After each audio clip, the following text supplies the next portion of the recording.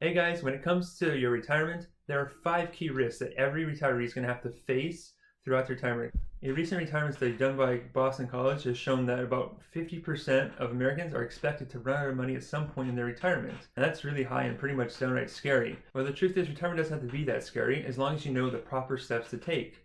And in fact, there are 5 key risks that face all retirees in their retirement that's going to determine if you're going to run out of money or not. So in today's video, I'm going to be going over those 5 key risks, how they can affect you in the future, and what you can be doing to avoid them. If you're not a member of my community yet, please hit the subscribe button right now so you don't miss any future updates like this one. Also, feel free to check out my tax-free masterclass below to learn how to avoid paying thousands and thousands of taxes in the future. So the first risk you're going to face in your retirement is longevity. In other words, how long you live. Now this isn't just any risk out there, it's the biggest risk you face, and it is a risk multiplier. You see, if you were to pass away just 3 years into retirement, nothing else matters. You probably didn't live long enough to have some kind of long-term care or medical event.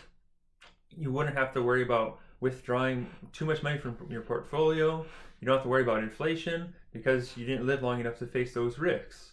But however, the longer we live in our retirement, the longer our money has to last, and the greater chance we stand at facing these other key risks in our retirement.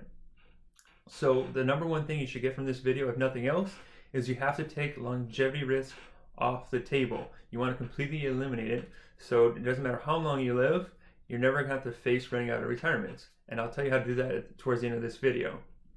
Now the second key risk people face is the silent killer or silent thief, and that is inflation, right? We all know that costs of food and other things we use on a day-to-day basis go up a little bit each year, and that can slowly erode away anyone's retirement accounts. So that's why people that have pensions or Social Security have those COLAs or cost of living adjustments attached to them. It's trying to help offset inflation.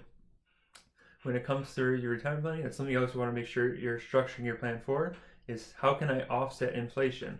In other words, the people that run out of money are oftentimes the people that don't want to take any risk, and they have everything in their savings accounts or CDs or money markets, things that pay 1% or less. Inflation is often 2% to 3%. So it's going to be slowly eating away your bank account whether you realize it or not. So just because you're taking no risk doesn't mean you're going to be totally safe and bulletproof for your retirement. So you want to have an eye on inflation.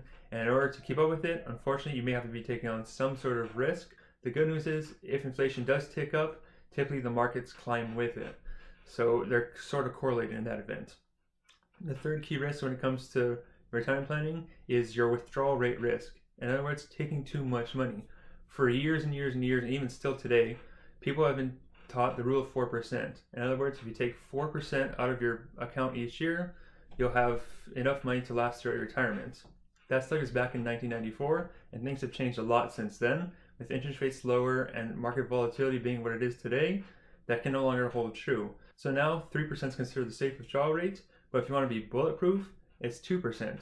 So what does that mean for you? It means if you saved $1 million for retirement and you only got to take 3% per year, that's $30,000 of income. Or if you want to be on the safe side, only $20,000 if you're only taking 2%.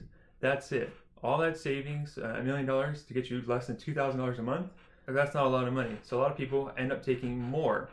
But the thing is, when markets go down, which is risk number 4, is having to deal with market fluctuations, they don't change their spending habits. So they end up keep taking money out in those down years. So what happens is, while the market's going up, it works out well, but as the market starts going down and you start taking out more and more and more money, the markets will eventually come back up, but you don't recover with it because you sold when the market was low.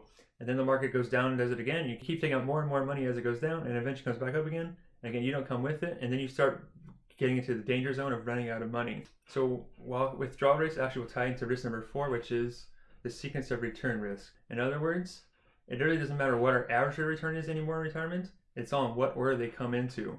If you have a lot of positive years at the beginning of retirement and some bad market returns at the end, it works much better than starting off with a lot of down years and having some positive years at the end. Because if you actually lose money in the 5 years leading to your retirement and the 5 years after retiring, it's going to completely change the course of your entire retirement. The order your returns in are so much more important than your average rate of return in your retirement. Remember that when you retire, all the rules change. You're no longer in the accumulation phase. So you're going to have to relearn this thing and learn how to actually structure a retirement portfolio for distribution planning in your retirement. And the 5th key retirement risk is the market rate risk. We've been taught that markets go up and down, but over the long term, they eventually always go up. That may not always be the case. In retirement, when you're depending on that income, you really can't weather out the storms of those 20 to 30% down years because you need the income to survive on. And if you just think back between 2000 and 2013, it's what we call the lost decade. In other words, there was zero return in the stock market for those 13 years. So you have to be prepared just in case you were to face a time like that in the future, where the stock markets really have a flat return over a long period of time. And in fact, this isn't totally uncommon here. If you look at the Japan stock market, it actually peaked in the 1980s and hasn't recovered since. It's been down for over 30 years. And you may not think that will happen here in the United States, but the market is a gamble, and it's best to be safe when you're planning for those retirement years. So now that you know the risk, what do you do about them and how you take that risk off the table? Well, the one surefire way that every economist that studies retirement planning agrees on is you have to get a lifetime income annuity. Why? Because when you have a lifetime income annuity, it's tied to your longevity. So that eliminates the first risk we talked about, which is the biggest risk of all, and that is outliving our money. A lifetime income annuity pays you for the rest of your life, guaranteed. You're never going to outlive it. So that risk is completely off the table. Next, because that income is guaranteed, it doesn't matter what the markets does or if they go up or down. You don't have to worry about taking out too much money. It doesn't matter what order of return the markets go in, because it's all guaranteed on that one annuity. So getting a lifetime income annuity completely eliminates those 4 key risks right off the bat. Now the fifth one is inflation. And inflation is going to creep up and eat away into that guaranteed lifetime income payment.